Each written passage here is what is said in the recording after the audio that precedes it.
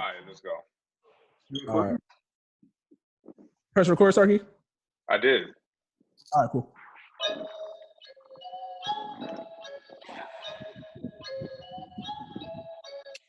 After this, the price definitely got to go up.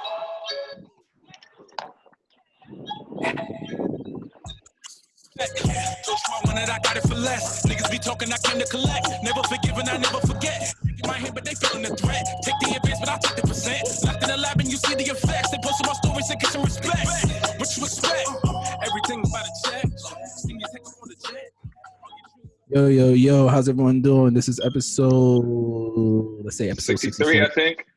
That's episode 64 of the What You Expect podcast. First of all, vocals.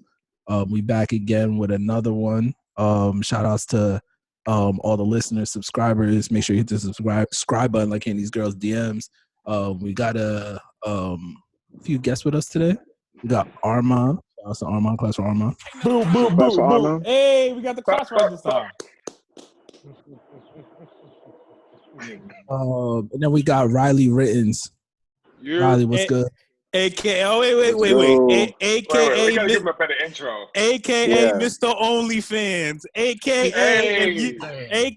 if you shaking your ass, you go to this man's. AKA. That's how you clap do it up for my man Riley, man. Clap it up. It's an intro. Thank y'all. How's everyone doing this week? Blessed, in a better mood this week. Yeah. So far, I can't complain, man. We still. I'm good. I can't complain. You know, it's a blessing to be here with y'all. Meet a couple of Tom.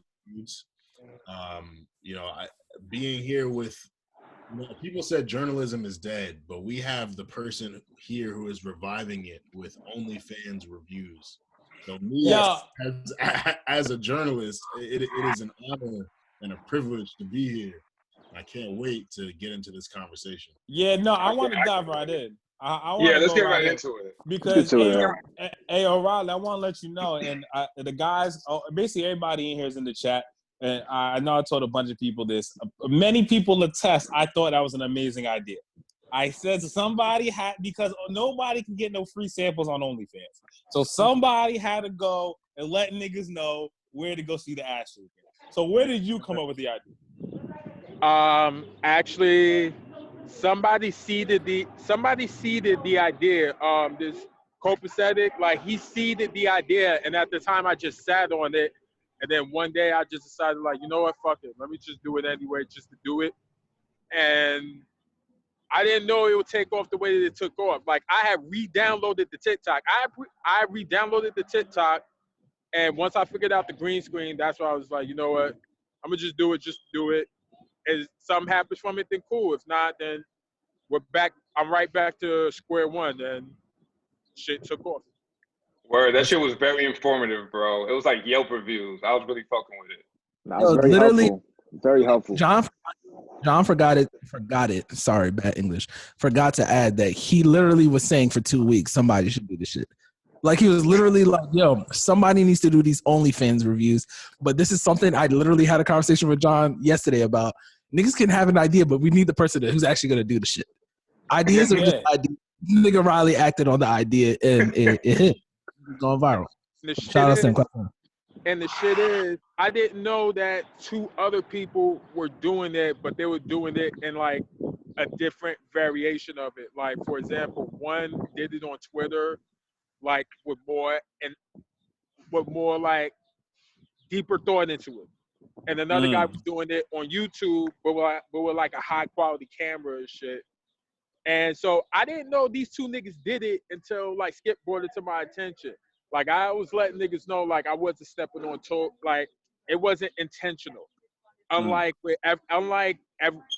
with what everyone is doing after me. That's the difference. I didn't know 2 other niggas was doing it until Skip brought it to my attention. Once he introduced me to the 2 niggas, we just DM'd each other, like, yo, like, we talked, they understood that I wasn't trying to, like, step on toes and jack their style. Now, the people after me, y'all see it for yourself, especially when I retweet on my Twitter. It's blatant. Outright blatant. to the point where I can't even like upload past volume 3 on my YouTube. I just said this on my Twitter like a couple minutes ago. Somebody keeps reporting my YouTube videos every time I keep uploading them shits, and I think it's somebody reporting them, so this they can corner the YouTube market as far as the OnlyFans reviews go. That's foul. Yeah, niggas hating. So I wanted to ask, so I do follow you on Twitter. I do see some of the shit that you be retweeting and shit. I know in particular, wasn't there an OnlyFans female who didn't like something that you had said and like y'all started beefing back and forth and shit? There was no back and forth. There was only this was a one-sided mirror shit. Wait. So can you explain what happened? Like what was the situation? What happened? Nah, she was my very first person when you go to the very first video, she's the very first person I reviewed. It's Shella's Way. And I didn't even say nothing out of pocket. Same thing with all these, like the most out of pocket I ever got was with Tahiri. That's the last one you did where you your said, best review though. When you said "fuck out of here," you got out of pocket on that one. Oh yeah, that shit was funny as hell. You got out of pocket on that last one. You said "fuck out of here." I think it was like volume 3. I think it was like volume 3 or something. Yeah, that one. But now go ahead, finish the story. And that's the most out of pocket I got was with Tahiri. With Shella, it wasn't even the case. I just simply told niggas, all you're gonna see is cheeks on her main profile, and when inbox game comes, she really gonna try to beat you over the head. And this is a story, and this is something I've been telling everybody. Everybody I tell this to. In her inbox, she has this 30-second clip of her doing anal. The shit costs, and I kid you not, $300. Oh, nah. Whoa. No. Wow. Whoa. 300? No. 300? 30-second anal. Dead ass. 30-second anal. Nah. This is America. You can't do that. This economy? This is crazy. It's a pandemic. This is a pandemic. Hold up. So, I saw that you went on the Need to Know podcast and you guys had a really cool conversation. And I saw there was this one thing that came up where she took issue with how women were kind of being treated like products. But the way I see OnlyFans, you are commercializing yourself by putting content on a platform and then allowing people to pay to see certain content. Like you're making yourself a product. So I was kind of confused. And the shit is like, I had nothing against what Steph was coming from. I'll just say, like, even she agreed with it that the word choice was kind of strong. Like when you throw words in like slavery, like that's when it becomes a totally different conversation. But for the most part, like from her perspective, I kind of get what she was trying to say. But on my perspective, adult content is considered art, in my opinion. Pornography is art. It's art. It's art to me. And just like any part of art, once you put it out there for people to consume, it's also open for criticism, whether it's to your liking or not. Yeah. And if it's available to be purchased, then it's a product. For a lot That's of money. the thing. That's the thing, because like the moment money is involved, it's a product. Yeah. Like humans, athletes, actors, politicians, they're technically products. And like, plus, it's not a bad thing, but it's just the reality. And plus, it's not like OnlyFans, you can get a sample to what you're getting. You can get an idea. Like, you going in blind. I'm hearing horror stories where niggas is paying $70 and the shorty putting up, IG pictures. Riley, you talked about a couple of joints who said don't go to their page because just their IG pics. You know what I'm saying? So, like, I don't understand how anybody can be upset because niggas is out here like, yo, if I was y'all, if you want to see something more, this is not it. Yeah. Like, and I ain't gonna hold it. It happened to me one time with Chella too. Like, but the difference is I didn't go as far as with the $30 or $50 joints. Like with me, it may have been what, $5-10, $10, and I felt reasonable. But still, that's $5-10 you got swindled. My question is, how are you seeing all these OnlyFans? Like, are you subscribing to everybody you're reviewing, or like niggas just open their shit up for you? Like, how's that going? I'm not gonna hold it. Some niggas has offered me that OnlyFans leak shit, but since I heard like that shit is illegal, I don't even be bothered with it at all. So, but even that, I was still subscribing to them. Like some of them, I was lucky enough to catch on discount to the point where since the shit blew up, I either get free trials or I get discounts. Damn, niggas smart with it. Right. But if you were to give like a ballpark number for how much you spend on OnlyFans per month. Nah, when the nigga had to turn his head, that's funny you said. It really ranges. What's the most you spent in 1 month on OnlyFans? I would say the most I had to put up since starting this was 100. I'll say that's not bad. That's not bad at all. That's not bad at all. Like the way this nigga moved his head, I thought he was gonna say like thousands. I was like, bro, like, yo, talk to me, like. Because since this shit took off, like I started ODing with the content game to the point where I was starting to do them shits every 2 days, and then I had to realize, yo, slow down before you fuck around and burn these shits out. Yeah. So that's why, if you notice, like I'm starting to like, I've been quietly setting up a schedule to do them every Friday now. Because before then I was doing them every 24 to 48 hours.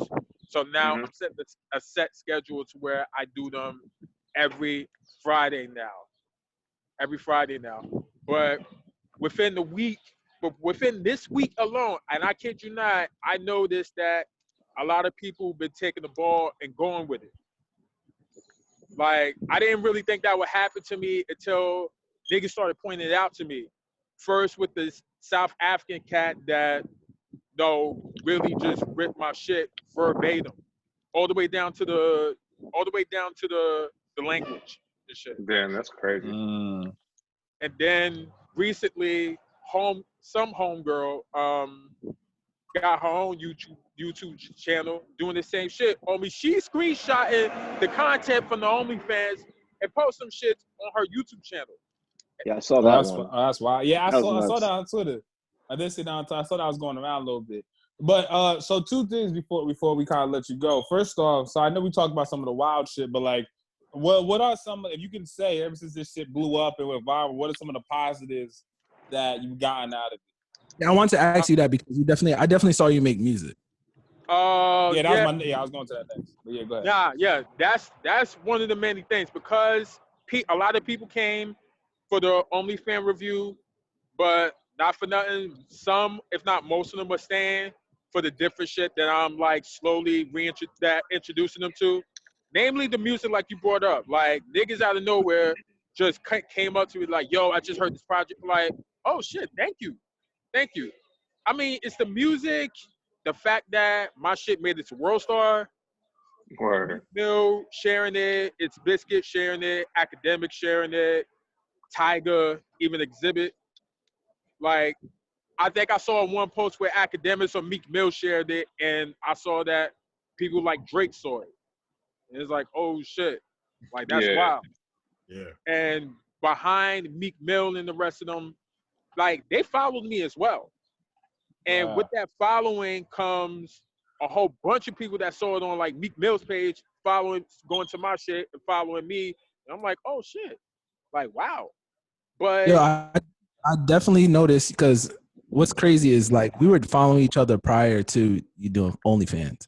I didn't know that, and like John said it to me. He's like, "Yo, he follows both of us."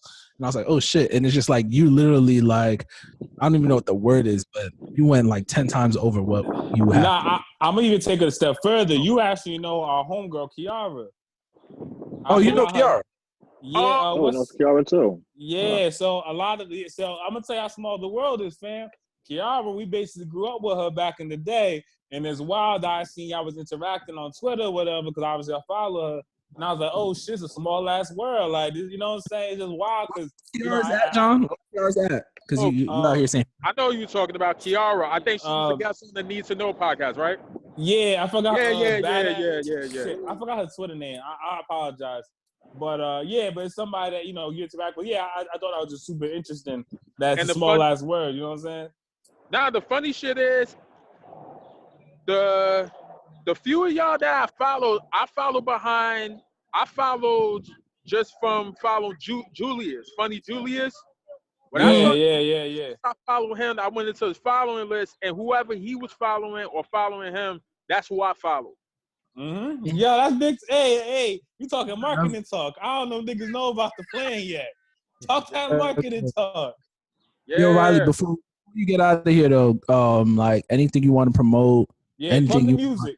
Definitely plug the music. I know you are an artist. Plug. Thank y'all. Recently, I just dropped a Lucy called Talking to Myself. It's available on all streamings, Audio Max, SoundCloud, Spotify, Tidal, all that shit. I've actually been working on a project that's due for release on October 12th. So I'm gonna release a single July 12th.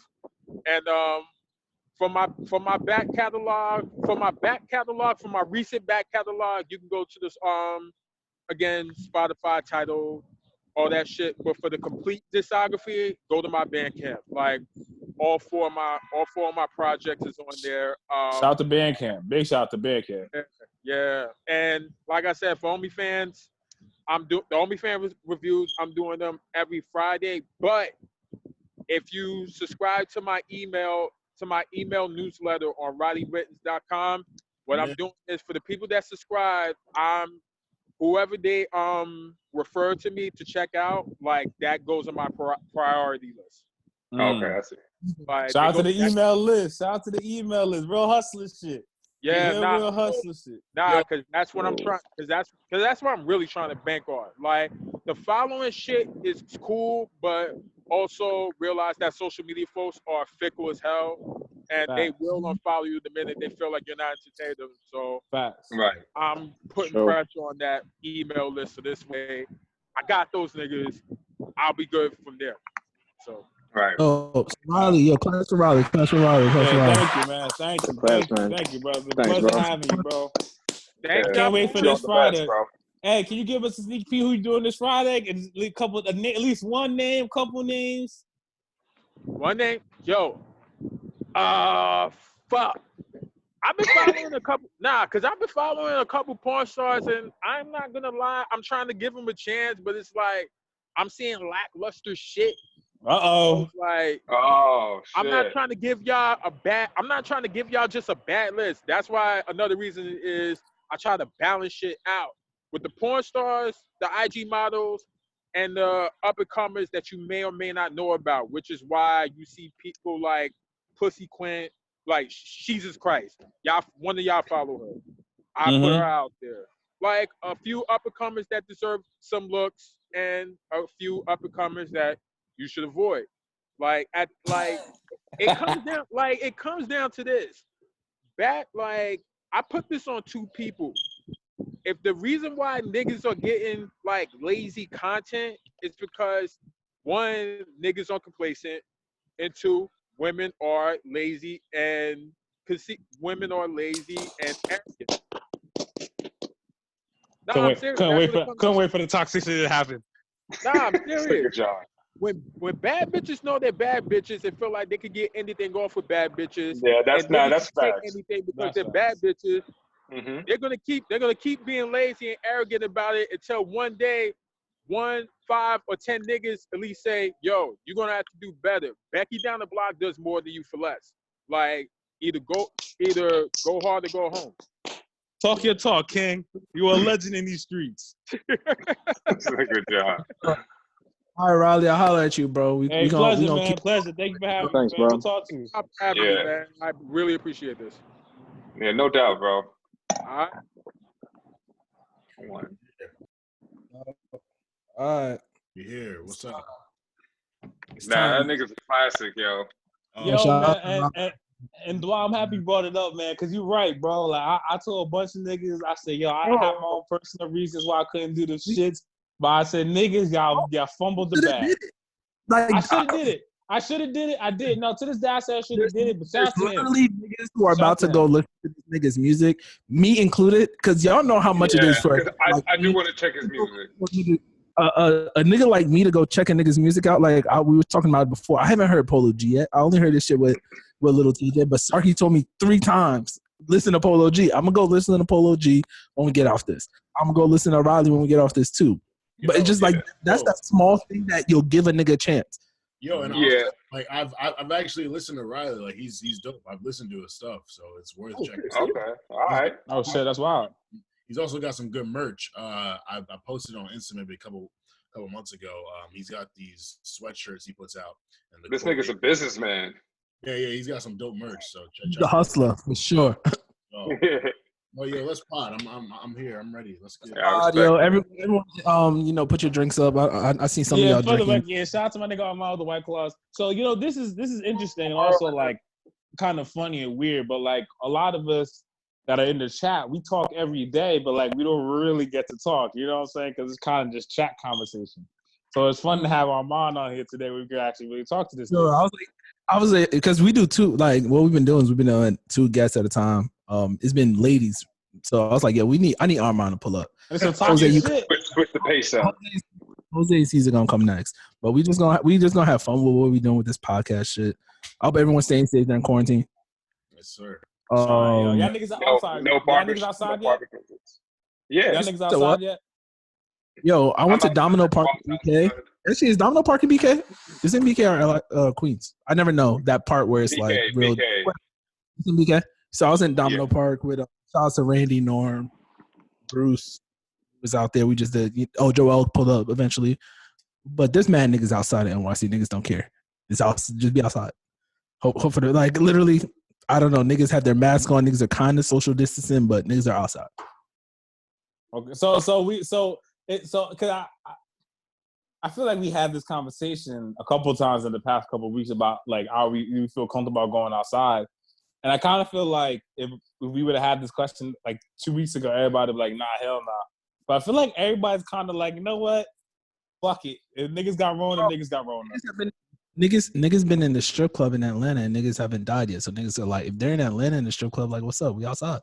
I really think that's what niggas, I honestly think that's what niggas' mindset is. I don't know if that's a good mindset. They're wild. They're like, probably isn't. I really miss outside. But like, I really think we should take this shit seriously and not be opening up so soon. Like, especially big cities where people are congregated, like Atlanta and Houston opening up. That's the dumbest shit to me. If it was like some random city in like Idaho or Wyoming, sure. But big ass cities where people are near each other, like dancing, smoking, strip club, shit like that. Like, it makes no fucking sense to me for the biggest cities to be opening up. So I really don't get it. And like, but you know what it is? I don't even think it's more like I just think people said fuck all this. Like, I really think it's to the point that people's like fuck. Like, Jersey still got their stay-at-home order, but niggas is outside. Like, niggas, you know what I'm saying? Like, Jersey still got his shit going, and niggas is outside. Go ahead, I hear what you said. Go ahead, I said niggas are finding new ways to entertain themselves. Like, nobody has loved the park the way that niggas love the park now. Like, we can turn that. No, I'm sorry. I was gonna say I'm taking at least a walk a day since it's been nice out. I'm taking at least one walk. Yeah, you got to at bare minimum. No, and that's fine. You can go outside. Like, there's ways you can enjoy yourself and have an outlet within the confines of what we should be doing. But like, these big ass social gatherings I'm seeing on like social media and like people are having a lot of people over to the apartments and shit. Like, there's a lot of bullshit going on. Oh, they're bugging. Sarky, actually, I got a question for Sarky now. So, what we doing for our birthday? How we gonna do it? Niggas have been like, yo, me and Sarky's birthday both a month away. Like what we gonna host a little park shit? You too? June 25th. Oh shit! All right. Wait, you're Cancer though. You and Sarky Cancer. Me and Kev Geminis. Kev's the 7th. I'm on the cusp though. I'm half. Right. That's on the cusp. But shit, I guess we're gonna have to do some virtual shit. I don't know. virtual party. We can get some bitches in there. I mean, some women in there. Have a good time. Sarky. So saying some shit on the live, something, you know what I mean? Nigga just said Sarky's name, like, goddamn Sarky. Yeah, I felt like I was just on a FaceTime call with Dwyer for a second on some virtual shit. Yeah, you guys are. Truthfully, like, honestly, I'm gonna say that 3 times. My manager was like, yo, we might not pull up to work till August. I might move to Florida for 2 months, bro. Like, Miami, right? Miami. Hey, so Kev, you're the only, and I know I asked you this off air, but I figure it'd be good to bring it up on here because you're the only nigga that's in Florida right now. So what's up? You outside? Are you hitting the bars? Are you trying to go grab you? I still got his split up, so you know that nigga don't got a cut. So yeah. Wait, hey Kev, why don't you have a cut yet, nigga? You should have had a cut last week. That nigga stays now. You should have had a cut. I'm waiting for like another week to hear if the spikes went up or not, if the cases went up or not.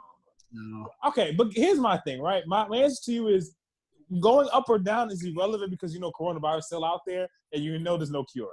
So what the fuck is waiting another week gonna change? There's still no cure. There's still no cure. You get it. You just gotta and corona still exists. So I mean, what's the difference? Actually, so we were just talking about what me and Sarky are doing. I kind of just want to segue real quick, but kind of stay on Corona. Players in the NFL are wilding. They're going to these parties. Cody Lattimore was in a poker game, started shooting niggas or pulled his gun out. DeAndre Baker, who's innocent now. I've never seen a story flip like this. DeAndre Baker and Quentin Dunbar, a week ago, they were hanging out. I guess. Well, let me reel it back in. Let's say Wednesday. I'll just throw a day out there. Wednesday, they were gambling, doing card games. DeAndre Baker lost 70. Then Saturday, it was another one. Niggas pulled up to the party, and then apparently the guest said, these niggas came in there with the strap, try to get their money back, basically. But now the guests are reeling back in, and I just can't see myself even pulling up to this party. So I just want to ask y'all, are y'all pulling up to these poker games? I don't know what the niggas is doing in the NFL. Well, hey, Dwight, what I was really going to say is I think this shows that NFL niggas just can't help themselves. Like, even during a pandemic, these niggas find different ways to go to jail. I just don't understand. Like word. That sounds hilarious. Yo, like, no cap though. Like, every single off season, some NFL nigga gets locked up. Like, yo, you understand? Like, if a basketball nigga gets booked, like, that's big news. Like, NFL niggas get booked every off season. It's like, y'all niggas can't help yourselves. There's so many of them though. I always say this, and I always, like, I don't even want to get into this kind of conversation, but this is going to sound very racist. But basketball is a skill game, football is an athletic game. So a lot of these niggas who are in the league are just niggas who are, like, just real hood niggas who just are freak athletes. Niggas in the NBA, I'm not saying you need brains to make it to the NBA, but a lot of these niggas required. They always say the NBA, especially more so recently, has turned to a suburban game because you need a basketball hoop in your crib or an access to a basketball hoop. Like, you need some type of money, AAU, to be able to travel and do these games. Like, hood niggas are in the NFL. It's very far between now where hood niggas are in the NBA. Like, there's niggas who are from bad situations, but real hood niggas? No, but Dwam, I feel you, and I'm not going to disagree with you. But I'm going to say Baker's a real hood nigga, bro. He bought a Bentley for his mom day after. No, what I'm going to say to you is you're not wrong, but we can go further back for basketball. It wasn't like the back in the day when they were really some hood niggas in the NBA. Yeah. It was like them niggas getting booked like that. Steven Jackson is literally that era. Steven Jackson, Ron Artest, those niggas were the last batch of hood niggas that were in the league, and those niggas were in the fit.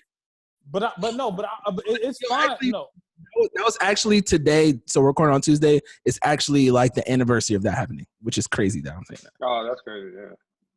No, but I'm not I'm not gonna disagree with you. I agree. I'm just saying, like, even through what we can go back to when there were a bunch of hood wild niggas in the NBA. I feel like since and like for some reason, I'm not gonna say CTE, but CTE. For some reason, NFL niggas get arrested every offseason. And sorry, also there's more niggas. I feel there's more niggas in the NFL than like NBA, whatever. But it's still what we're talking about. How many? It's a 60-man roster. Even if you go back to the last generation, that also proves back to my point. I mean, I don't want to get into this argument because we already had this argument. We already had it, so do not get deep into it. The reason why in the early 2000s there was a lot more hood niggas is because that was the first batch of real athletic niggas who could just make it to the league off athleticism. Like niggas weren't shooting threes back then. You need a hoop now. You need to develop those kind of skills. So you in the modern day, you don't even have those kind of hood. The most recent, we talked about this on the podcast. The most recent hood nigga where how the NFL had this story and we killed the NFL where during the virtual draft, everyone had this horror story and it was like my mom was on crack, and you're not gonna get that in the NBA stories because it's niggas be from 2-parent homes. The last bad story I heard at the NBA draft was Ben McLemore, and that nigga's already out the league. That's the only nigga I like. He's still in the league. He's on the Rockets. Rockets. He's on the Rockets. He's definitely on the I thought he got. Oh yeah, he got picked up. Yeah, he's still in the league. He's killing, by the way. He's nice now. He's killing. He actually had a good. Yeah, he's not nice. He can shoot threes and shit. Oh, real bad. What's killing? He's nice. He's nice. He does his job well. He plays his role well. Yeah, he's averaging like 3 a game. He's not good. But go on. Sorry. He's definitely good. Something can't fill the same role, but he's cheaper. That's all it is. Shout to Iman. No, what's but next? again, just real quick, again, do I agree with you? I'm just saying the NFL niggas have continued the tradition. That's all I'm saying. They can't help themselves. It's time, guys. It's time for what? Future? Time for what? Oh, that album. Are we calling? I'm gonna let Dwan Armand go first. I'll be back, y'all. Yeah, I'm gonna let Dwan Armand go first. I would love to go first. Okay, friends, listen. Why is this shit so low? Oh my god. Future is my favorite artist. Future has went on a run from 2015 onward that is one of the craziest runs we have seen in hip hop. The unfortunate thing about runs is that they do come to an end. Wow. Yo, can I just pause the point? Just pause your point real quick because you're saying exactly how. He's getting on a roll. You gonna pause him? Yeah, let this nigga go. I just want to add to his point. I thought Future, as a Future fan, I thought Future's run was going to end before he dropped Hendrix and Future. I was stunned when he dropped that, but continue. Oh, no. Oh, no, baby. Oh, fuck no. Listen, I knew his run was only beginning when he dropped Purple Rain. He dropped Evil, which I didn't like that much, but Evil had some shit on it. And then he gave us that tape with Esco in June of 2016. I did like that tape. I like that tape a lot. Get that Esco tape. That Esco tape was fire. That gave us Too Much Sauce. It gave us 100 Racks. Oh, yes. You're right. Yep, that was hard. Wait, isn't that Beast Mode too? No. Nah. That's the shit with Esco. Don't worry. Wasn't it a project? Brody, don't worry. He got some shit with Sway Lee on there too, I think. Yeah, go ahead. I'm sorry. Go ahead, Amar. Go ahead. You preaching. Go ahead, brother. Party Pack was on there. Like, yeah. Listen. Future is my college experience, my life experience, my romantic experience. Future has done it all for me. But I've come to understand, like, every artist has that point where their run ends. Wow. And this isn't that point, though. This isn't that point. For me, High Off Life. Okay, so a lot of people thought Wizard was him closing off a certain chapter. For sure. What was on Wizard? Wizard was a good project. Wizard, Baptized, First Off, Unicorn Perp, Tricks on Me. Yeah, I didn't like Wizard. Wizard was really good. Wizard was really good. Wizard, go ahead, Omar. Go ahead. Wizard is a top 15 album of 2019 for me. Top 15. Wizard is really good. Now listen. I mean, if you want to compare Future to the rest of these artists, it's probably top 15. I mean, I'm just talking about based off Future's. And you know what's crazy? And I'm like, I think I'm very lonely on this hill. 2019 was a good year for music. It wasn't 2016. Give me the albums, because Armand is a. Armand, I'm gonna let you go, but I just want to say, I agree, but you're gonna die on that hill only because 2018 was a legendary year for music. So 2019 kind of ultimately felt like a letdown. Can we name off some projects or something so people know what y'all talking about? Tyler's album, Igor came out. I got it. Armand, dude, 2019. We brought Armand here for the music. Listen. Tyler, the Creator, Igor, Summer Walker, Over It, Stir, Chasing Summer, Snow Allegra, those feels again. Shea Butter Baby, Dreamville, Revenge of the Dreamers 3, Gold Link, Diaspora, Wale, Wow That's Crazy, Future, The Wizard, Future, Save Me, Juice WRLD's album. I forget the title of it, but Juice WRLD's album. Maxo Cream's album, Brandon Banks. Great album. Jack Boys, the Jack Boys EP. Roddy Ricch's album, The Baby, Baby on Baby. 2 Chainz, Rap or Go to the League. Megan Thee Stallion, Fever. Megan's winning right now. Megan and Summer have the two best. Drake, Care Package. Drake, So Far Gone.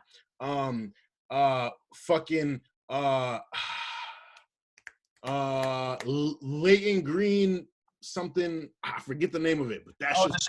Leighton Green had the shit with P&B and all them on the single. Yeah, look, 2019. Look, people compare 2019 to crazy years. Like 2016 is an iconic year for music. 2011, Armand, iconic year. You can't compare 2019 to it. Go ahead. My thing with what you just mentioned, 2019 though, if we look at the last decade, that's the bottom half of the last decade. I enjoyed a lot of those projects you talked about, but we have 10 years. If we're gonna go 2010 to 2019, that's the bottom half. That's the bottom 5 or bottom 4, I guess you would say. Agreed? I wouldn't even agree with that. Like literally, apart from Summer Walker, I don't think there's a project that's a classic that you mentioned.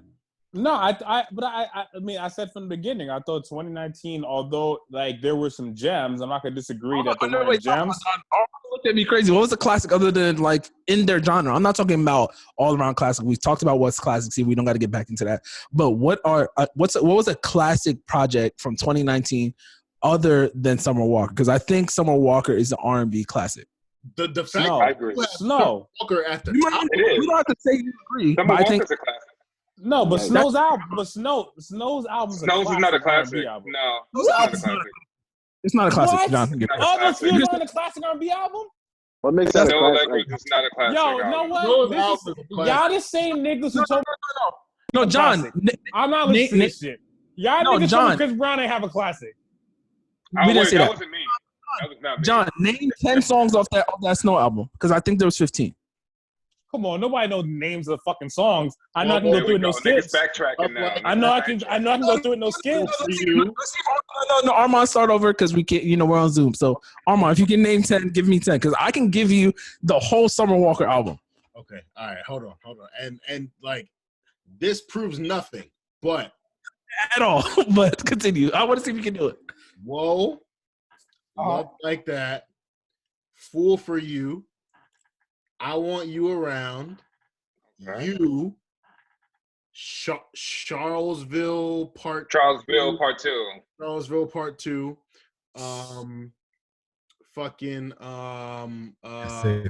Wait, did the project even have 10? But did the project even have 10 records? Find Someone Like You. That's a good song. Hold on. It's coming to me. Yeah, this when niggas freeze up. But again, did the project even have 10? How many records did the project even have? I'm looking at it right now. Had 14. Had 14 songs. So you say, name 10 out of the 14 that are just bangers. Stop it! I can't even tell. 10. You just dropped a project that has 18 records. I can't name 10. He had 21. And we also all agreed that that's not one of Future's better albums. If you're gonna say, if I'm guaranteeing you right now, if you wanted to name 10 songs of Future's one hip hop classic, DS2, you can name 10 and it'll be easy. You can probably run down the track list. You're gonna do the 10 songs of DS2. No, You guys I can't. can't just and DS2 is my favorite project. I still can't name you 10 records off DS2. And that's by far the Future's best project, without a doubt. Yeah, for sure. Without a doubt. Without any Everyone question. agrees on that. And honestly, DS2 is the best trap album that has ever dropped, in my personal opinion. And I still can't name 10 records. Debatable. What's a better trap album? I don't think DS2 is the best Future project, but I'm a Future fan. But DS2 is classic. T.I. Yeah, snitch, Wait, bro. So Dwight, what's your you gonna do that with your time? I'm not gonna bring up T.I. I'm gonna start it. I'm not touching that. So what's your favorite? What do you think is Future's best project as a Future fan? He's gonna say Hendrix probably. No, I'm not gonna say Hendrix. Let me see. Probably. I really like Beast Mode and Monster. I think Monster's my favorite because it had My Savages and Codeine Crazy on it. And those are my two favorite. My Savages is my shit. Okay, I think not mad at that. My Savages might be my favorite song. But Codeine Crazy is a personal favorite because one day I was really high with that, and we were in the crib. You said what, Arma? The Throwaway is incredible. Throwaway too, like the switch up in there, that was good. Yeah, like I think that is my personal Future album favorite, but his classic by far is DS2. And I think every big artist should have their one, at least minimum. The greats have more than that, but Future's classic is DS2. Okay, I think that's fair. Okay. So Dwight, you haven't really given us your opinion on the new project. So how, as it said, as a Future fan, how do you feel about the project? So I texted Sarky. Sarky asked me because Sarky knows I am the leader of the Future Hive. The first 7 records are trash. Actually, wait, let me see. 1, 2, 3, 4, 5, 6, 7. Oh yeah, the first 7 records trash. I actually posted with Demons is cool, but then he gets to Hard to Choose. 1 hit. Trillions is a good record. I don't like anything Young Thug does. I know you guys are gonna say I'm crazy. It's not for me. Young Thug record, people like it. I don't like Young Thug. I don't. You know what's crazy? I don't. I understand why y'all like him. I don't like the Thug record either. But you saying you don't like anything Thug does, we're gonna have to talk about that. Armand, I've had conversations, and it's like he has good records, and I understand his records. I'm not saying Young Thug is trash. I would never say that, like, stand on that hill. I'm not going to say I don't understand it, why people listen to him. But it's like, for me, it's like, I'm not running. Like, let's say Young Thug was dropping on Friday. I'm not running to it. I might listen to it. I'll listen to it for sure. I like Thug a lot. Crazy. Like, I didn't run to that Chris Brown Young Thug shit. And I'm Chris Brown Hive. I ain't run to that shit. So, nah. Hard to Choose 1 hit. Second door is crazy, yo. Trillion. I don't know. That's a crazy take. No, yo, Marcus, niggas really be killing me when I say I don't like Young Thug. Young Thug is. Let me see. I'm trying to think of the NBA comparison. He's good, Thug. He's not disputing that though. He's just saying that it's not for him. He's underachieving. He's underachieving. I had the perfect comparison for Young Thug. Young Thug is Jason. I can say Paul George, Tatum. I'm gonna say Jason Tatum. And the reason why I say Jason Tatum is niggas have put Jason Tatum in this class of hoopers where it's like, if you say anything bad about Jason Tatum, might not. I don't even know if he can drink yet. He's young as hell. But they've crowned Jason Tatum to be one of these niggas where it's like he's 100% gonna win the ring. Can y'all say that right now? That Jason Tatum's gonna be 100% in his career. We all got high off of that one series where we thought he was gonna be MVP. It was the one I think series. Paul George's a better example, bro. He hasn't done shit since the Pacers, and that's kind of like a Young Thug. Like, he was killing for a while, and then he just kind of fell off. But that's perception, though, because I still think people still feel Young is that guy. Paul George, I feel like everyone has been like, maybe we're tripping. I feel like everyone has that, maybe. But there's still niggas who. Injury. Like, he did. There's nothing that made Young Thug like fall off that I know of. I mean, I don't really follow the guy because I'm an old head, but he didn't drop an album for like my favorite project that Young Thug is on is with Future. and that's that on that. But I understand why y'all knew. But Jeffrey's a legendary project. Just a which he ended up saying wasn't his album, so he kept backtracking on like what's his album, what's not, and that's what killed his whole thing, Marcus. That was the problem with. But all these niggas do that. What's an EP mixtape album these days? Now people just felt like he wasn't confident in his music because then he'll come out with shit and then backtrack. That really killed his whole perception. The best thing that Young Thug did was find Gunna and Lil Baby, and that's how I'm gonna stand on that. Lil Baby the best in the game. I'm gonna leave that right there. Thug needs to, like. Here comes Armand with the hip hop. I'm sorry, I apologize. Thug has to be put in some Hall of Fame for what he's given us himself and artist-wise. Like, this nigga paid Lil Baby to start rapping. You see how nice Lil Baby is? Young Thug. Wait, Thug did that, or was that P in them? I thought that was P. No, that was Young Thug. Young Thug. That was Young Thug? Oh, all right. P manages Baby. I think Thug made Baby visible to P's radar. He is not. P Lil Baby, actually. And Thug has close ties to like Migos, obviously. And yeah. They're all like connected in some weird way. Yeah, because Atlanta just with that family. Like that Atlanta network it's a model that more regions should follow. Atlanta, what they've done and what they continue to do when it comes to not only producing artists but producing new artists, I think is better than even New York did in New York's prime. I mean, the amount of because they make sure if you're a new hot artist in Atlanta, you get your flowers. Like, you make sure like them niggas get a run. Like what Gunna and Lil Baby are doing really low key, because not many people mention out loud, but for the past 2 years, you have not heard any hit single without Lil Baby or Gunna on it in hip hop.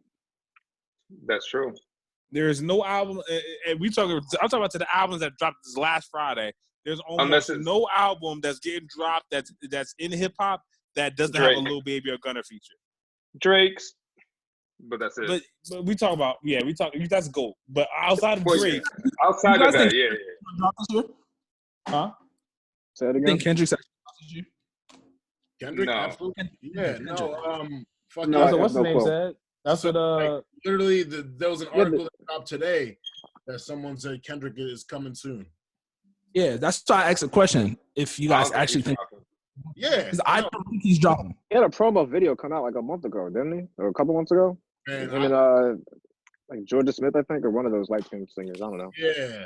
I think one of those light skinned singers. I think even with how wild this time is, there's a lot of people who just feel like they have to put something out. It's been so long. Cole's solo album wise, he hasn't put anything out. He'll wait. You think so? Cole's a nigga that needs to be outside doing some shit. He has little kids, so I think he's just living his life. Truthfully, I don't know if Kendrick has had a. I think Cole is dropping. I don't think he's dropping. I don't think Kendrick's dropping either. I think they're gonna wait. This is Drake time. How soon? How soon are we talking? Like, are you saying? I think Cole will give us something in 2020. 20. That's the year we're in. I don't even know what year we're in. 2020. I think he'll give us something in 2020. I don't know if it's gonna be a full project, but I agree. I think we're gonna get a Cole and a Kendrick at some point in 20. I don't know if we're gonna get a whole Kendrick project, but I think we'll get like a record or a freestyle or something. I think that they're gonna hold off. It's gonna be COVID, tail they end can't of tour the year. anything. It's gonna be tail end of the year. I doubt it's gonna be, but I do think they'll do something. Like whether I don't know if it'd be like a whole full big thing, because you're right, Marcus. They're gonna want to tour and shit. But like I think they're gonna do something. That was literally gonna be my last question. So Tory Lanez did that whole YouTube thing, and I thought artists were gonna start doing that shit because not many niggas can do that, bro. But the big artists, and even people with crazy niche fan bases, like people who don't go, like I hate going to concerts, but my main reason why I don't like going to concerts is simply because if I gotta go to a concert, I like being in VIP where I can actually see the stage, I can chill. I don't want to be like no rage and shit. So that's the reason I don't like concerts, but I love live music. I thought people were gonna start doing what Tory Lanez is doing, or Tory Lanez did, where it's like he had, I think it was 100,000 people on the YouTube live. He had a full concert. He just like he was 50. Doing 50, whatever the number was. If you 50 is a fucking it's a stadium, yeah. No, Yeah, people are doing it. It's not hip hop niggas. But people are doing it. Niggas, they should be doing it because I would like if Kendrick Lamar, and you guys know I'm not the biggest Kendrick Lamar fan, but if Kendrick Lamar was like, yo, $20 to hop onto my YouTube live, I'm pulling up. Not that many people can carry a show like that on YouTube. Like, you got to understand. It's just him looking in the camera, carrying it. I'm just talking about the elites. Little baby, like the niggas who have their fan base. I'm not talking about Mariah the Saint. I kind of feel like Drake can't really do that shit. And that nigga's super elite. Oh, stop. Yo, that's a terrible take. You think that's a hard dunk for that one. Yo, don't dunk. I don't feel like that nigga can. Not the way that Tory did it. I don't think Drake can do that shit. Singing and shit like that and really carrying. Hold on. Wait. What are you saying? Wait. Drake jumped in Tory's live and brought him like 300,000 followers within. No. All right. He can go there and bring a crowd. I'm not saying that's I'm just saying he's not gonna kill it. I'm saying he's not gonna kill it the way we think he's gonna kill it. Oh, wow. I don't think he's gonna be good on it. No.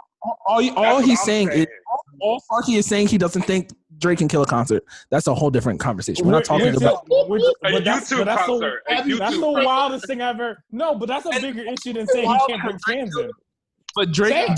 It's a way different delivery, John. Like, trust me, this quarantine, that YouTube live shit is way different. He did a regular concert. Drake is. I don't know. Like before Drake became this rapper icon that we've come to know. This nigga was acting and he wasn't that good. Trust me, I studied this shit out. I know what I'm talking about. I know what I'm talking about.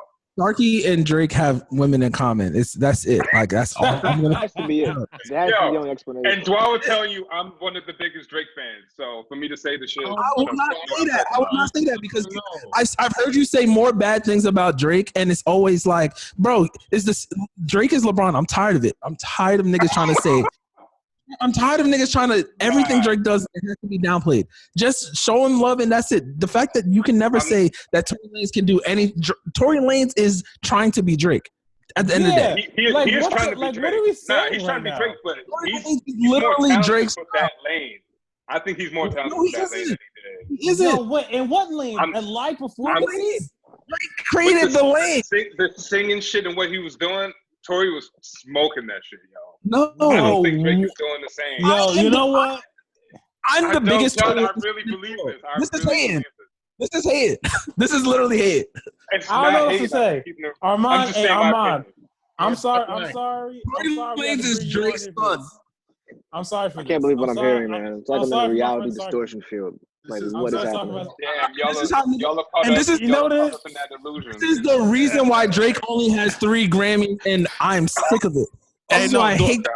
Hey, Dwa, I know what it is. I think. Dwa, I don't think Sarky got his OVO shirt. I don't think Drake said Sarky his OVO shirt. So he's a little upset. I'm the only nigga in this whole video chat shit that actually has been to OVO Fest. So.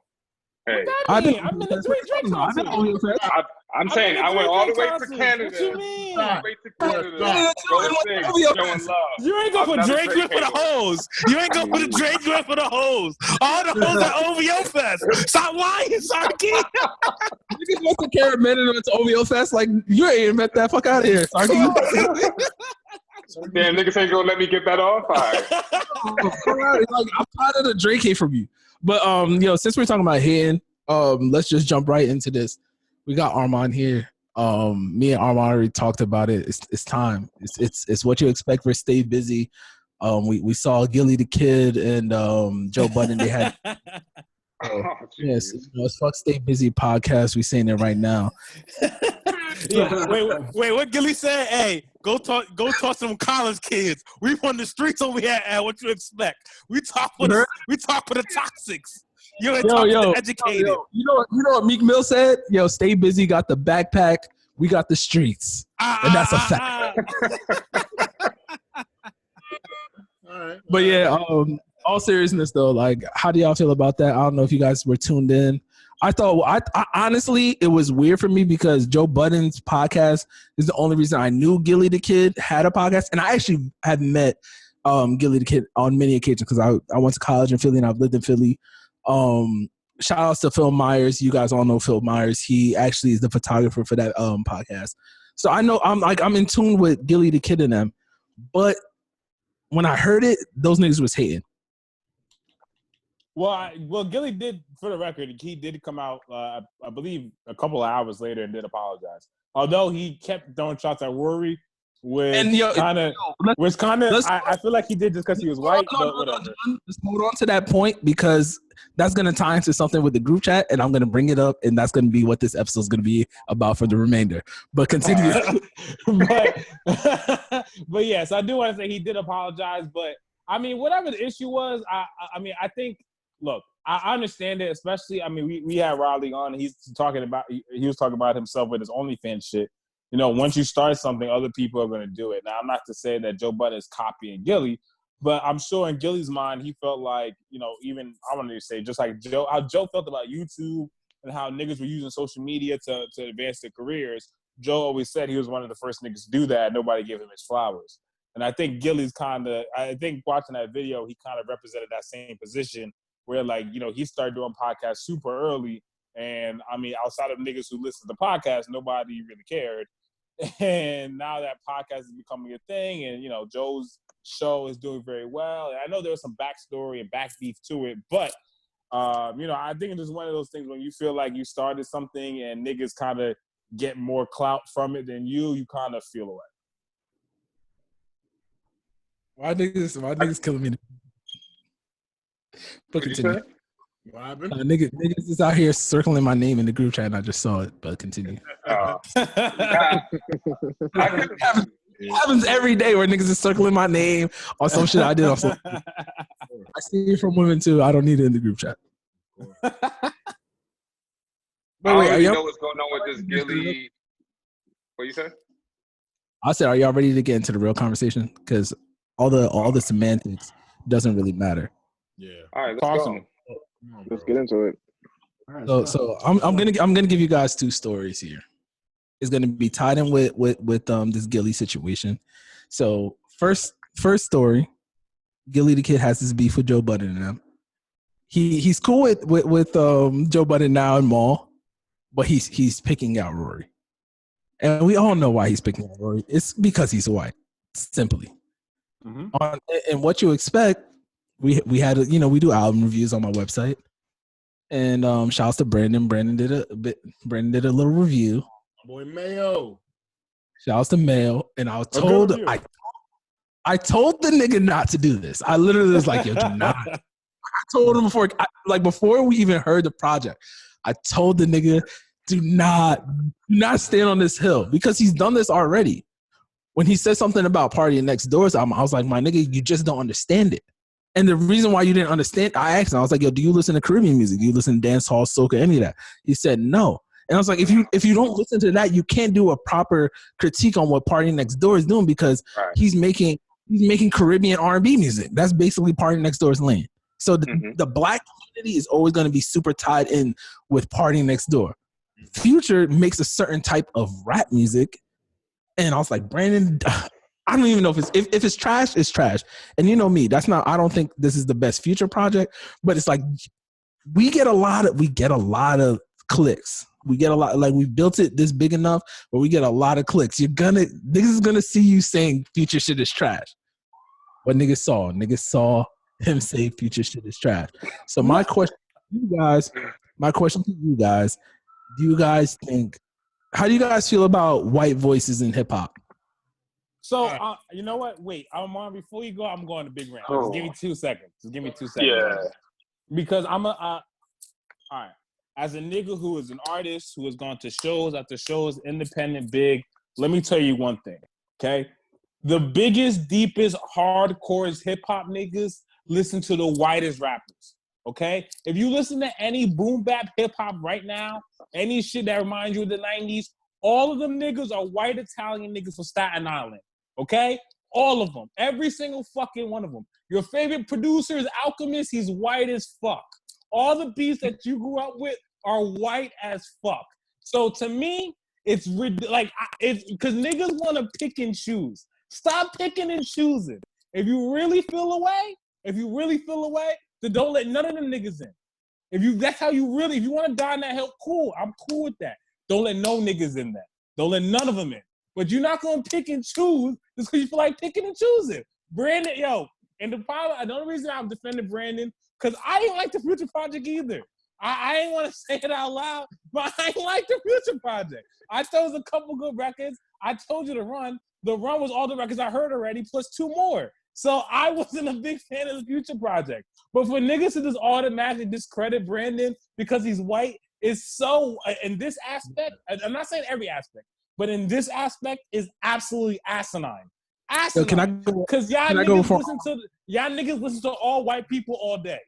All y'all niggas. Can I go before Armand? So I just presented it. But let me just say my opinion. First, I'm gonna touch on Rory. Shout out to Rory. You know, he's a Jersey City resident. I've seen Rory many times. He's a cool dude. But I'm gonna say and I definitely don't want to be on the nigga to stand on some hill. But he a lot of his rise has been because he's white, and we got to keep it 100. And that's why I don't know if I can say that. Like, please explain. Listen. You gotta explain because me and Armand are Greek, so Armand can probably attest to this. Whenever white niggas start strolling, they go viral before black niggas go strolling. So Rory, before I'm old enough to remember when Duce Palooza was Henny Palooza, and I remember when Rory was going viral because he was the white capo before Sam Whiteout. Armand might be the only nigga who knows who Sam Whiteout is because the rest of y'all niggas aren't Greek. So Rory was that nigga. So it's like when you get to the point where it's like you're benefiting off black things, niggas who are super. Shout out to Armand for having Umar Johnson as background, but niggas who are super black, mind you, I don't agree with this, but those are going to be the niggas who to kind of discredit what you're doing because at the end of the day, you're just doing regular things niggas do and getting credit for it because you're a nigga who isn't in the culture. But here's my issue with that statement. Niggas like him are going viral because niggas are posting that video. It's not like so it's like the thing is y'all niggas create the monster and then get mad at the monster because he was created. John on this one.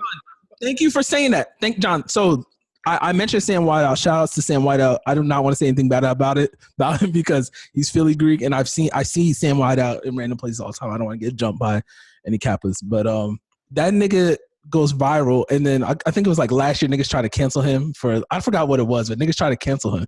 And it was just like y'all niggas are the reason this nigga has 50,000 followers. It's a Frankenstein story. Y'all niggas mad at Frankenstein because the nigga alive. Who made him? Like who made the nigga? So you don't be mad at Rory because y'all niggas kept blasting the fact that Rory's a white nigga at the spot. Whose fault is that? That's not Rory's fault. And that was basically my ultimate point. It's like why y'all trying to discredit niggas after you built the nigga to have a voice? You're right. People do that. I personally will say I wasn't aware of Rory until the summer of 2018 when I became a Joe Budden podcast fan. I didn't know. That's where you're showing your age. Because Rory was big. I didn't know who Rory was. Rory was big in the like that's why he had all these label jobs before. No, you're absolutely right. And so like I recognize that there's a section of his relevance that I'm not aware of. So I'm not as critical about it because I only know certain much. And I've done my best to go back and research, but still I don't have the full scope of him. But I feel you. Like all the feelings you have regarding white people in our culture, I'm very wary when a white person is super critical of something hip hop related because like you might listen to it, you might like it or dislike it, but you don't feel it. You don't get it. Like that's a fair critique though. That is a fair critique. Yeah, and I'm not gonna say I grew up in the most broke circumstances ever, but I can kind of understand certain elements of brokenness. White people who have grown up in these well-to-do. Can we pause on that real quick, Armand? I want to get to this point though, and this is my biggest pet peeve in the world. We need to stop comparing blackness and brokenness together because niggas be having bread. That's true. Like there's a whole definitely do be having bread. That's fair. Like Jack and Jill is as black as it gets. but those niggas have hella bread. So we need to start like these Greek niggas. The culture though. You said what? Does that speak to most of the? I'm gonna get into trouble saying this, but that speak to most people though. Like for there are niggas with bread, but is that what percentage of people that white people? I'm gonna say this. I'm gonna say there's more white people who are middle class to below middle class, but we don't attribute brokenness to white people. We don't compare white people to the niggas who live in West Virginia and Ohio and Wyoming and all those niggas who are really the niggas struggling. We compare that shit to black people. So it's like, why do black people always have to attribute? We're always connected to the niggas who don't have money. You go to Africa, niggas are like, niggas got money. Niggas in Africa have money. They send their kids here and they're doing better than us. So it's like, I'm just tired of blackness always being, I'm not saying there aren't poor black people. I'm not saying that, but we need to stop attributing blackness to brokenness. It's not equal. No, you're right. You're equating them, but yeah, I get what you're saying. And that's something that I actually feel bad about. And I'm glad you brought that up because that's something a lot of people do. And it's as you said, it's not true. Like we have OD wealthy black people to look up to. But I think a lot of our childhoods, just because of maybe our limited ability to perceive certain things, it's either black or white. It's either we're rich or we're broke. And a lot of us might not have actually been broke. We might have just felt that way because a lot of our white or other counterparts were better off than we were. True. Also true as well. Also very true. Yeah. I really just wanted to throw that out because actually this will probably touch on I'm gonna have one more rant on here about being humble. But if Armand continue. No, I'm done.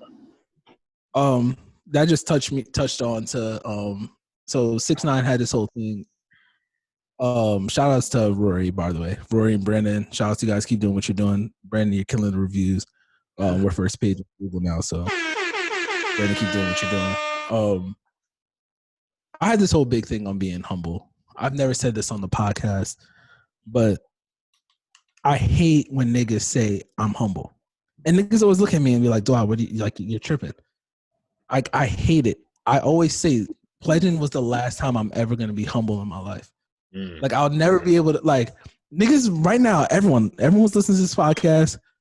I'm going to do it too. Just Google what being humble means. And I'm just going to go off the last definition that I've seen, but I'm pretty sure it means to be lesser than. Let me see. Yeah, I'm humble right now. For humble humility of low social, administrative, or political rank. It's kind of just means showing a modest or low estimate of one's own importance. Does that not sound nuts to you? That's trash. Because I'm not gonna lie, I think very highly of myself. And okay, so like, oh man, you're gonna make me lose my mind. I'm gonna. If you're gonna believe this, I think you are. Let me. You know where I'm gonna lead it to, but let me just continue my rant. Drive me nuts. But go ahead. You're right so far. I literally, what is the word? Compartmentalize what I'm saying because my further point really kind of doesn't have anything to do, but it just brought me to this point. But I hate being that humble word because white people do this all the time where they're like, rich black people, they'll be like, athletes, be humble. LeBron does something like, even Jason Whitlock, I'm going to do it, black person, I'm a black person. He's like, LeBron, be humble. Why are you talking about this nigga thing that's getting sprayed on your house? You don't deal with what other niggas deal with. Yes, LeBron doesn't deal with what other niggas deal with, but he's showing you that even when he gets rich, he's still dealing with some shit. Yeah. You know what I'm saying? So that's the reason why I'm always like, and this is why I always say, like, Whitlock hates on niggas though. That's just what he likes to do. But it's just, I don't want to make this into a black and white thing because I hate doing black and white things because it just clouds shit. So that's why I use Jason Whitlock because he's a black man. At the end of the day, he's a black man. But at the end of the day, people will tell you to be humble because it's just kind of like reminding you, like you should be here, but we're allowing you to get here. That's how I always hear it in my head. Where it's like, they always say with the black athletes, like, why are you buying these cars? Be humble. Why are you doing this and that? Like, why do I have to buy? I know Marcus looks stressed over there, but it's like, why are you guys trying to put me into a box because of the rest of my people? And that's kind of what I was talking about with the whole broke thing. But the reason I even got to that thought was Ariana Grande was like told 6ix9ine to be humble, and this is the reason why Ariana Grande is a minority. So I don't want to make it into like, oh, a white person told 6ix9ine to be humble, and 6ix9ine is an actor. And I kind of the guy is crazy. Like he does shit, and he's the most. Someone needs to do a study on this nigga because I've never seen anyone be able to mass market the way he does because he makes himself look like a victim. But Ariana Grande, basically 6ix9ine said Billboard cheated him. It looks like Billboard cheated him. Whatever. And Ariana Grande got #1, and Ariana Grande wrote a whole thing. I didn't read it. If any of you guys read it, I'm judging you. She said, at the end of the day, she said, be humble. And I'm like, who is this bitch to tell this nigga to be humble? This nigga has snitched on a whole fucking hood organization, put his life on the line. No, doesn't have all this talent in the world. He's literally built so many things. His whole story is him being homeless to joining this gang, then snitching on them. Why should that nigga be humble? Why should like that nigga has done it? I understand that we don't like 6ix9ine. We're not supposed to like 6ix9ine, but it's like at the end of who are you to tell this nigga to be humble? Yeah, I think she meant be grateful though when she used the word No, humble. Stop. Because the problem what you did was you conflated two situations and put them together as if they're the same thing. But they're not. But the first part of what you said was correct. Right. The second part where you brought it 6ix9ine is incorrect. Because she wasn't talking about him like you 6ix9ine as a human being. You need to be humble. She was specifically talking about the fact that you have the opportunity to be in the top 5 on Billboard. Period.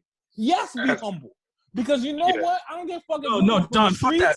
I don't care if you no. Because I don't care if you come from the streets. I don't care if you come from privilege. I don't care where you are. Not every artist goes top 5 in Billboard. Period, nigga.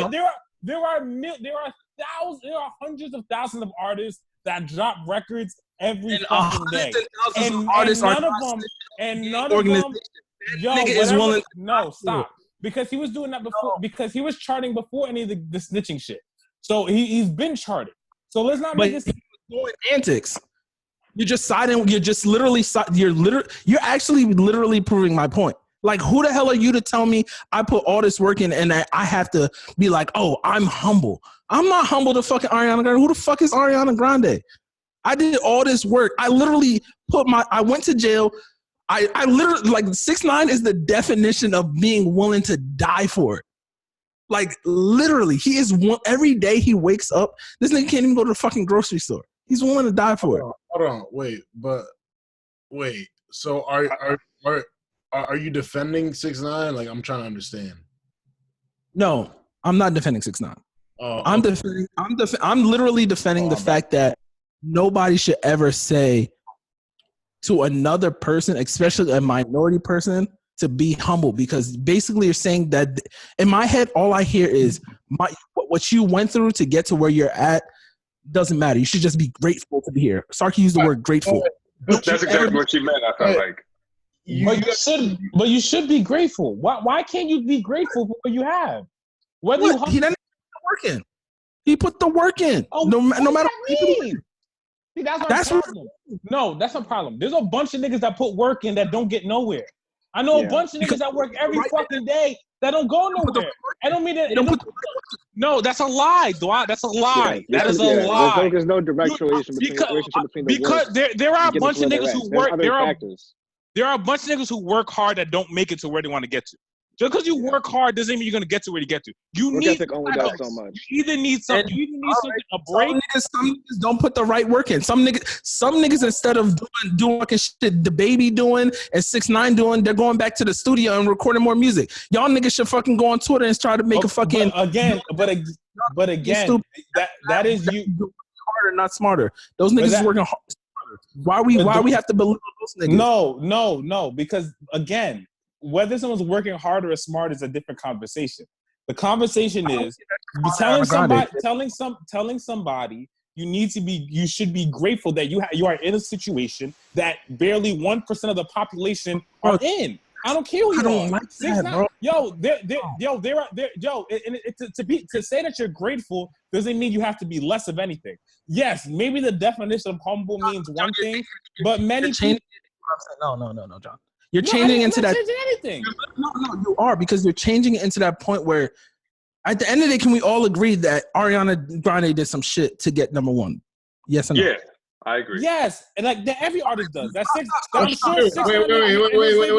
Wait. One person at a time. Let him finish. What did she do? What was this shit? She did the same shit that Kenny Kesney did with versus Drake, where they did a fucking ticket sales scheme where they made all their fans buy some shit. It added to their streams, whatever. They did which also was wait. But like, so I was keeping up with it a little bit. 6ix9ine called them out. Scooter Braun posted something. Ariana posted something. Justin Bieber posted something. Yeah.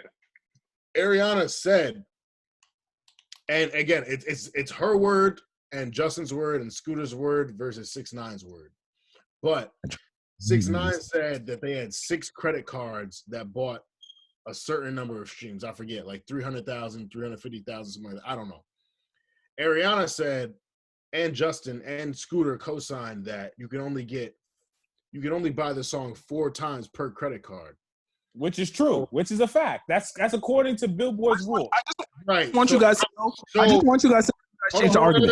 Wait, Dwight. So I'm trying to understand where the scam was. Like how, if that's true, I'm not saying that like they didn't do that, but if that's the case, if they did finesse the streams and the sales for Billboard, how do they do it when the rule is you can only do 4 sales per credit card? That's not what Dwa's saying, though. I don't care about any of that. Yeah, he don't care about that. He's just saying how she came at 6ix9ine telling him to be humble. That's what he's focused on. Like, everyone should be scamming. I'm fine with scamming niggas. I'm just mad that niggas like she had the audacity to say that shit to someone. And you're scamming. We're both in mansions, my nigga. How, like, let's say you're this minority nigga. You're some fucking pop star. Why? I don't want to call her white because she's not white, but we're all on the same block. I don't think people really realize she's minority like that. I know, and that's my point. I definitely don't. Listen, I just want to say that. Hold on. Listen, wait. So what's wrong with her telling 6ix9ine to be humble though? Like, what's wrong with that? The fact that she has the audacity to say that is what Dwa's saying. Who are you to tell me to be humble? Who are you? And listen, and pop stars of this last decade, and 6ix9ine is some random nigga who's just trolling. Exactly. And that's what John's saying. That is what I'm saying. So, Armand, you're saying what I'm saying. That's like you. No. Armand is saying what John is saying. You're saying something else. Yeah. I get what both y'all mean. Let's say, Armand, you're some nigga from fucking East Orange, New Jersey. You went to a fucking campus high school, and you're making 6 figures now. 25 years old, making 6 figures. Some nigga who went to, we're all Jersey niggas apart from Kev. Some nigga who went to fucking Milburn High School, his parents was fucking both work at JP Morgan their whole life, is like, Kev, we see that shit. I don't care if it goes over because we're having good content. Some nigga from fucking Milburn High School is like, yo, Armand, mind you, we're all on the same street now. We both making 125. Armand, be humble, nigga. Like, what are you talking? Why you got that car? Stop presenting it that way. Stop presenting it that way. Example. Because 6ix9ine brought her into this whole thing in the first place. I told you to compartmentalize it because I'm not trying to defend 6ix9ine because he's a dickhead. No, but you can't. But she has no right to say nothing. She has no right. Again, to tell 6ix9ine to be humble. Dwa, if she came out and just did this by herself, I would agree with you 100%. Okay, I'm not gonna get mad at her for being shady when the nigga 6ix9ine brought her into some shit for no reason. He brought her into some shit. That has everything to do with it, because yes, it was a shady comment. Clearly, it was a shady comment. But I'm not gonna be mad at Ariana for saying a shady comment for a nigga that brought her into some mess for no reason. Facts, beloved. I'm not. The thing about 6ix9ine that a lot of niggas do for 6ix9ine, a lot of niggas defend him. No, a lot of niggas defend him, and a lot of niggas try to present examples as to why he's making sense, but not without presenting the whole picture. The reason Ariana's name is even in this conversation is because 6ix9ine wanted to single her out because she beat him on the charts. That's the only reason why Ariana's name is even involved. It could have been, it could have been another black man. It could have been Drake. It could have been whoever. I literally just took 6ix9ine out of the equation. And I gave you an example of a nigga from East Orange and a nigga from Nowhere. Because presenting an example like that, yes, it's gonna go to your point, but that's not what we're talking about. We're talking about 6ix9ine. Bro, we can take 6ix9ine out of it, and I just literally just 6ix9ine out of it changes the whole conversation. Wait, take him out of it. It doesn't. Wait, did we talk about the Future album already? We did. Yeah, we did. I'm drunk. Like literally, this shit. Literally, I'm gonna end it here because Kev wants to do his news. But at the end of the day, nobody should ever come to you and say you should be humble. And niggas have done that to me, and that's why it's a pet peeve for me. And the reason why Armand is the only nigga here who can understand what I'm saying is a lot of niggas don't. Bro.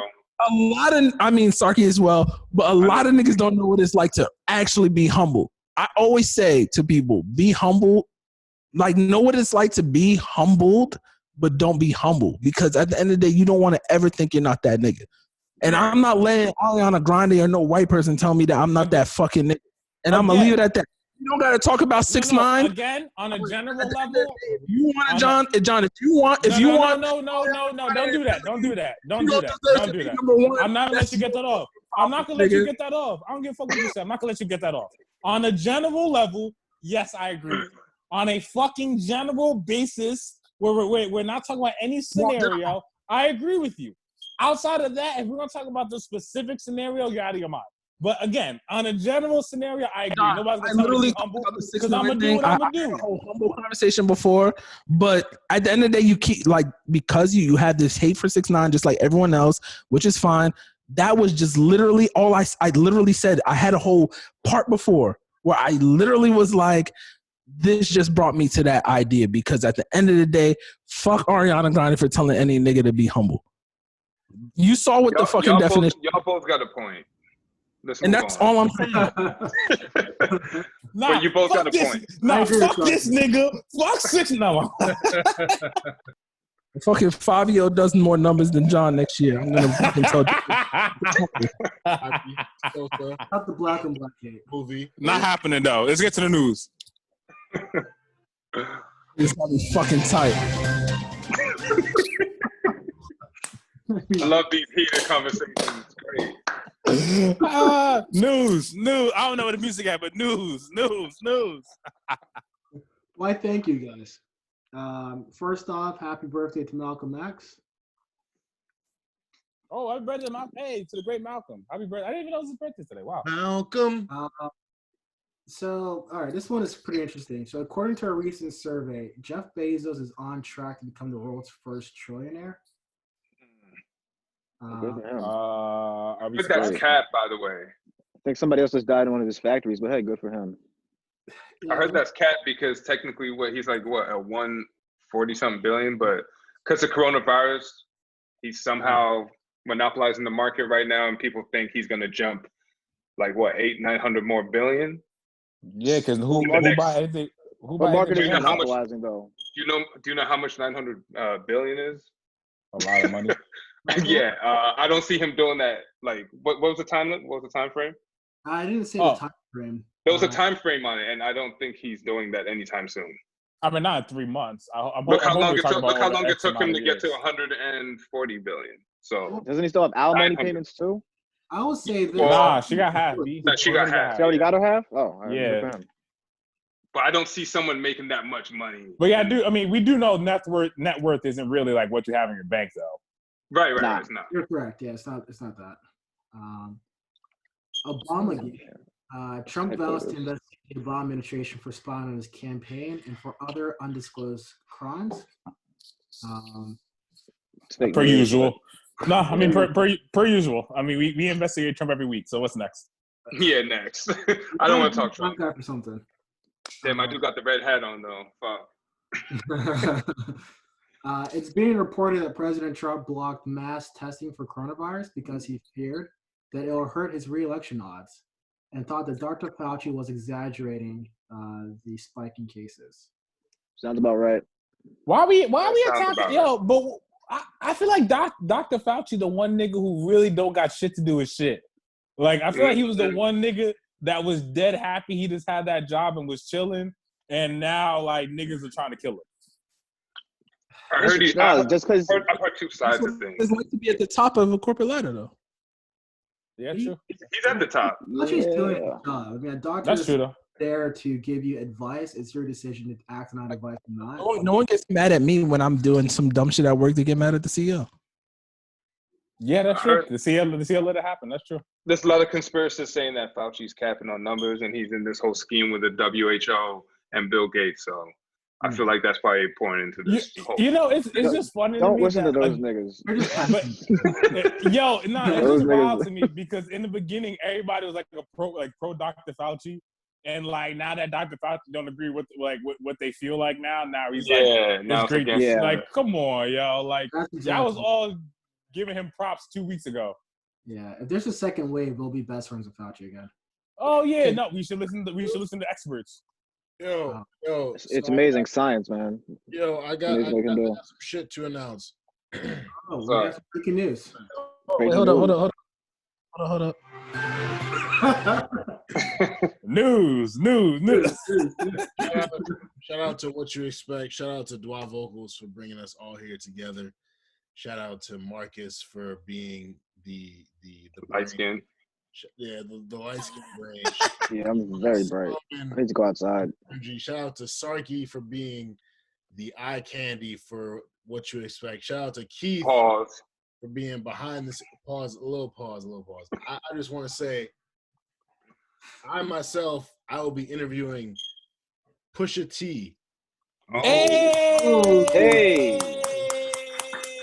Hey, there's some big I saw you posted up. I was gonna ask you before we dropped before we ended today. I knew you mentioned it, but that's big. Hey, that's big fucking news. Yeah, that's Congrats, dope, bro. my boy. Congrats, bro. Thank you. I'm very excited about it. And even if it is not for What You Expect, it is amazing to see the growth that What You Expect has been experiencing over the last couple months. We got some dope ass writers. The pod is great. I'm tapped in every week. Y'all some toxic ass niggas, but that's my home. That's appreciate it. Side. So it's good to be here. I'm happy to announce this here. This is exclusive. Hey, John, drop the bomb. Don't ask him no Drake questions. Drop the bomb. Yeah, that's way off. But leave the Drake questions. We'll see, but that's not my plan. But I thought it'd be cool to announce this here because I fuck with this pod, and we talk about a diverse range of shit. So shout out to What You Expect for being. That's all I'm forgetting that, yo. For sure. Yeah, that's dope. That's awesome, man. That's big for you because you've been doing your thing. I always tell niggas like Armand's gonna be successful no matter what he does. So shouts to Armand.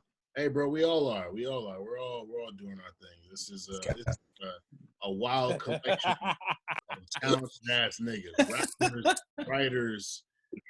Some niggas will be behind. And ours, like we got it. So I'm hyped for what we're all gonna do moving forward. For sure. Kev, get your question off. Yo, John. Actually, John. Wait, hold on. Hey, Kev, what the fuck do you want?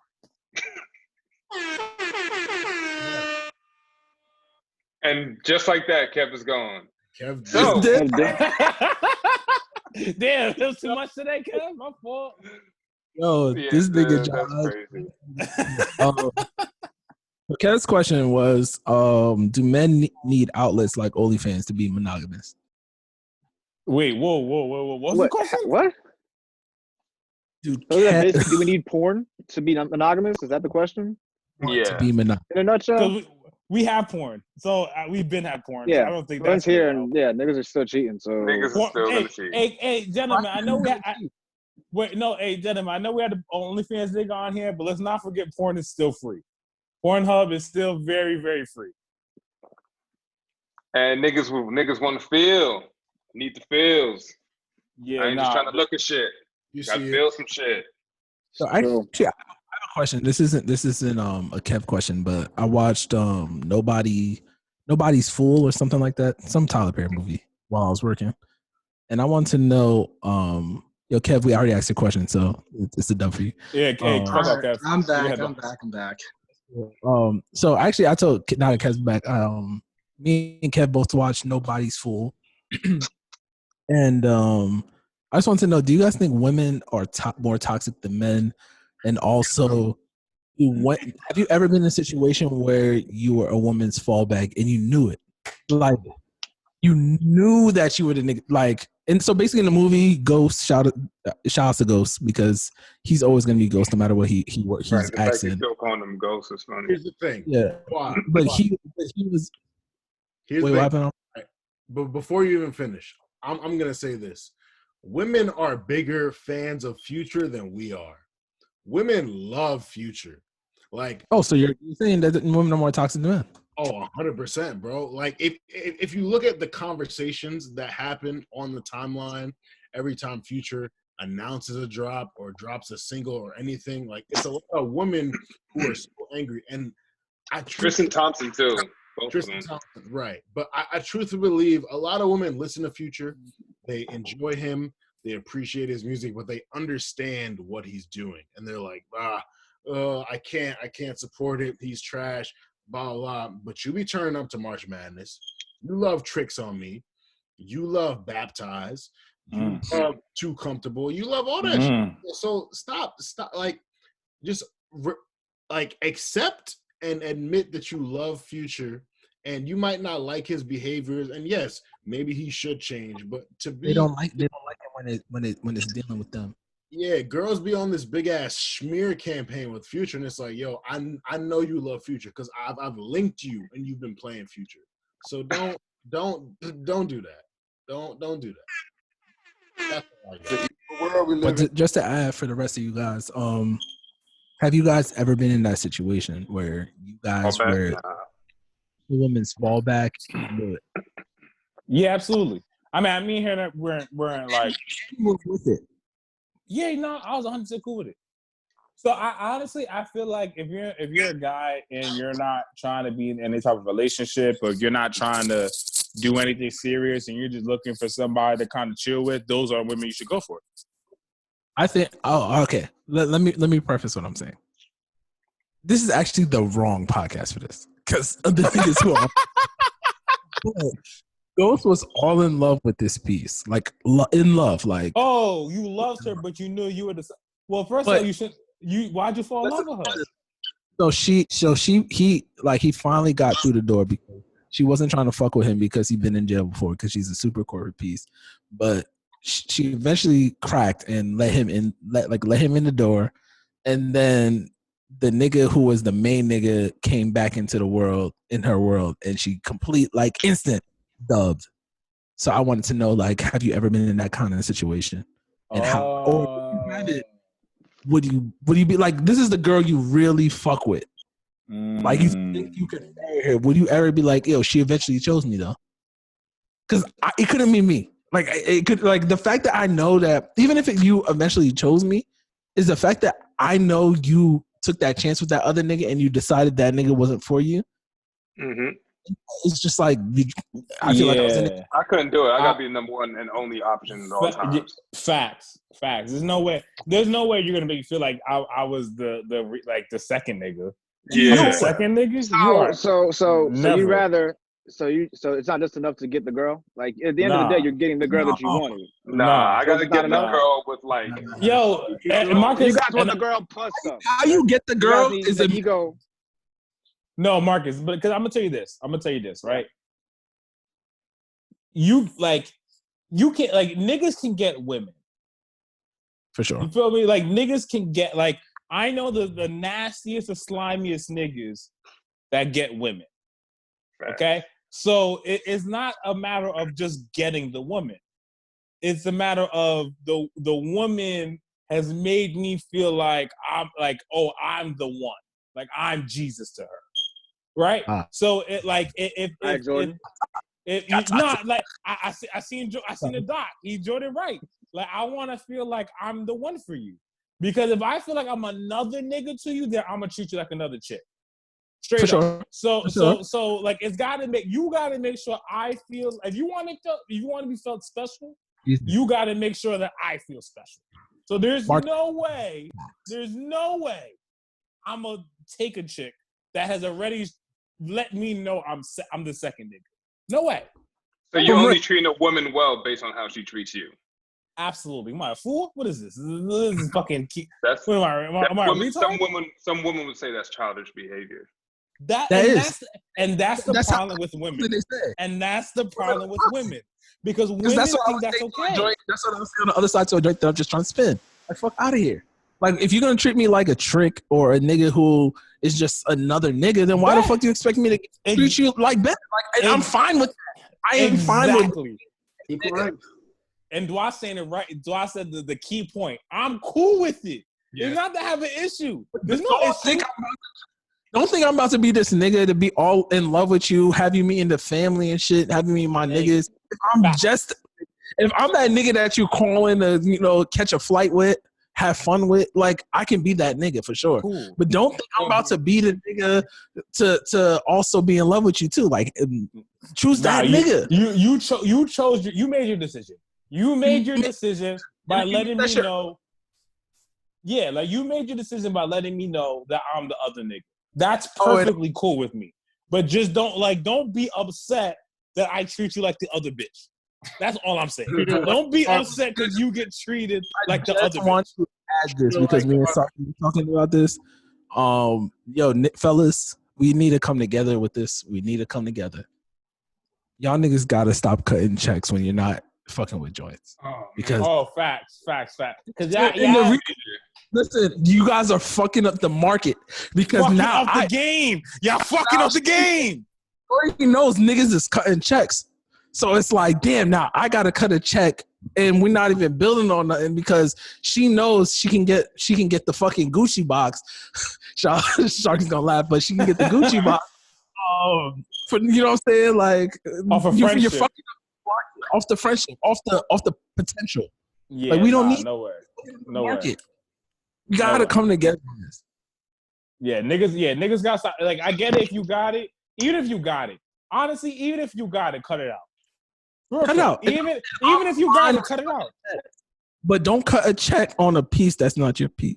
Yeah, because you're making it bad for the rest of us. Some niggas think that's their piece. Some niggas think that. Yo, and that's also a fact. Sarky, that is a fucking fact. I feel like women be honest. Women, I feel like women be honest. Like women be like, yo, like, I'm outside. No. Women Dwight, be you're right too, bro. No, I do agree with Dwight. Women do be honest, but just because a woman's honest doesn't mean a nigga takes that answer. Right. Like, there's a lot of niggas who have been told no. Like we had a conversation about rape culture last week. Like there's a lot of niggas who've been told no that don't truly understand the concept of no. So there's a lot of niggas who've been told no that are still driving and getting the Gucci purse. Yup. That's true. Hate to say it. Yeah. Some niggas think that, that Gucci shit can turn into a yes. So hey, some niggas are right. Yes, and that's also true. Some niggas do think it could turn into that, and some niggas are right. Some niggas are right. But so you gotta take the shot. No, Sarky, that's bad advice. I learned from Dua. I learned from Dua when it comes to gambling. Okay, just because you got a hunch, sometimes follow the numbers. The numbers tell you this is not a good idea. Numbers never lie. Yeah, the numbers never lie. The numbers told you it wasn't a good idea. Don't take the bet. If you hinted it was a dub, it'll always be a dub. Even if you touch, it'll always be a dub. But let's clap for Armand.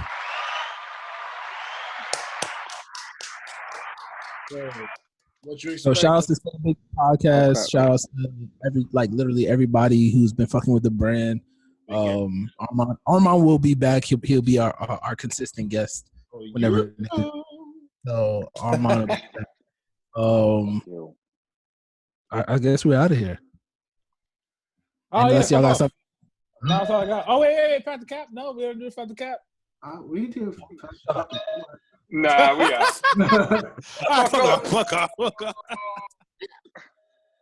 That's 7 assists. Look out of here. He just said.